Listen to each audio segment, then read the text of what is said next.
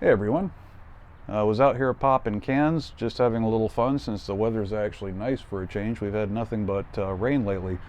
But thought I'd take a minute and introduce you to what is probably one of my favorite but more unique air guns in my collection.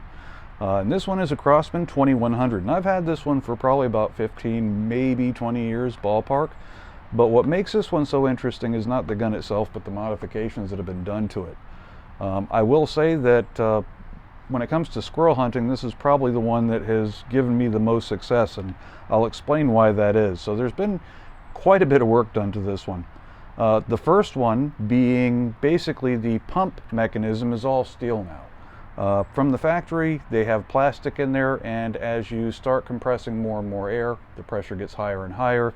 That plastic will compress and you start losing pump efficiency. So replacing that with steel pretty much eliminated that problem. So as a result, I can shoot with one pump on this thing and get roughly about 250 to 280 feet per second, depending upon the pellet.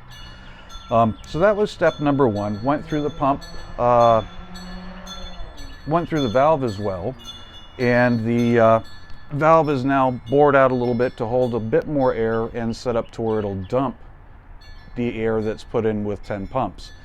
So from the factory, these things were generally good for around 650 feet per second. This one's good for right around 800 feet per second, depending upon the pellet. So I would say between 11.5 and 12 foot-pounds of energy. Now, the other thing that makes this really interesting is, from the factory, these have what's oftentimes called a soda straw barrel, meaning a very small, thin, little bitty barrel that's only supported by the plastic sight piece at the muzzle end and the inner workings at the action end. And they're not exactly known for their accuracy. They're not very well supported, they move around quite a bit, and they're very flexible. So what I did was I took the barrel off of a much more robust Crosman rifle, and I basically turned it down in a lathe to where it would fit inside the action, and then supported it within this sleeve with little spacers. And those spacers now act as baffles, shall we say. So the end of the barrel actually stops right about here, and the air that gets trapped between it and this piece is then forced through those baffles. So as a result, it is really, really quiet, to the point where I've managed to take 2 squirrels out of the same tree. The sound of the pellet hitting the squirrel was louder than the shot itself. And I'll shoot it and you'll have a chance to see that as well. A couple other things I did: it can be decocked, which they can't from the factory. So that way I could pump it up, load it, and decock it and walk through the woods. And if I spotted a squirrel, I'd just go ahead and cock the gun and get ready to pull the trigger.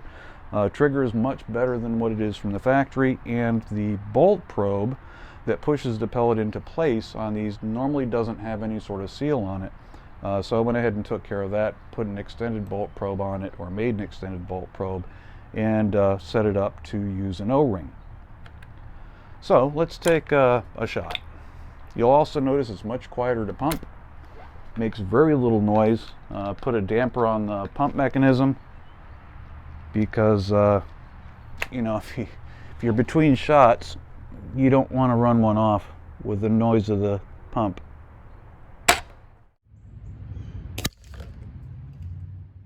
There we go. Let's do 2. So you can see how much quieter that pump is. We'll take this shot and I'll go ahead and pump it up. I think I'll do 8 pumps just so you can get an idea of the noise this thing makes.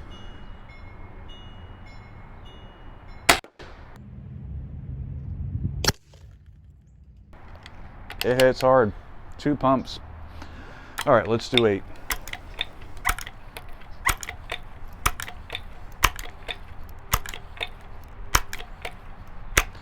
But what I like about this is the heavier barrel inside the shroud there gives it a really nice muzzle forward balance, which is what I prefer personally.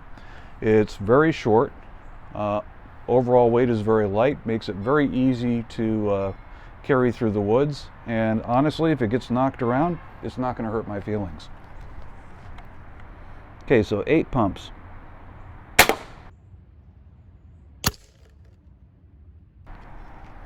Now, The cool thing about this is if I take this sight off of here, basically any sound suppression or noise suppression is pretty much eliminated because you've got the end of the barrel open.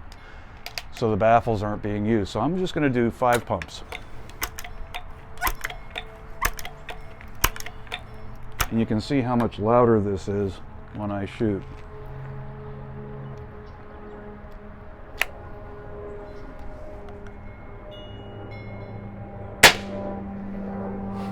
That's yeah, significantly louder. Excuse the noise today. This isn't my normal time of day to do recordings. Everybody's out and about, planes flying overhead, stuff like that. But like I said, it's been rare to get this kind of weather, so I figured I'd get out here and take advantage of it. The scope on this thing's an interesting piece as well. This is an old BSA R3-7x20, and really nice quality. It's all aluminum, unlike a lot of the plastic ones you get nowadays. And the clicks are real nice on it. The magnification is real nice on it. Just a good quality scope. But what I like about it is when you look through it, it's actually an oval, meaning that you can see to the side of the target, which is kind of nice. It gives you better situational awareness. And if the critter or whatever it is that you're shooting at moves, you have a much better chance of keeping it within the scope. But like I said, nothing too odd, but a heck of a lot of fun, and not something that you see every day. These are not fun to modify, I will tell you that much. They're an absolute nightmare. They're overly complicated, but once you figure out how to seal them, they're a heck of a lot of fun. Anyhow, as you can see, it's kind of a neat piece, and something that's just fun to pop cans. The fact that it's quiet is kind of nice. Certainly no louder downrange than one of my Springers. And you know, some of my other pumpers are just notoriously noisy. Like my my Blue Streak from Benjamin. I've also got the newer Crosman Pump 22, which without some sort of noise suppression on that one is really loud. This one, on the other hand, I can come out here pretty much any hours and just sit here and pop cans. 2 pumps is plenty. That'll run me out to about 30 yards. But anyhow, like I said, just thought I'd do a quick video on this little gun. Hope you guys are doing well, and I will catch you later. Bye.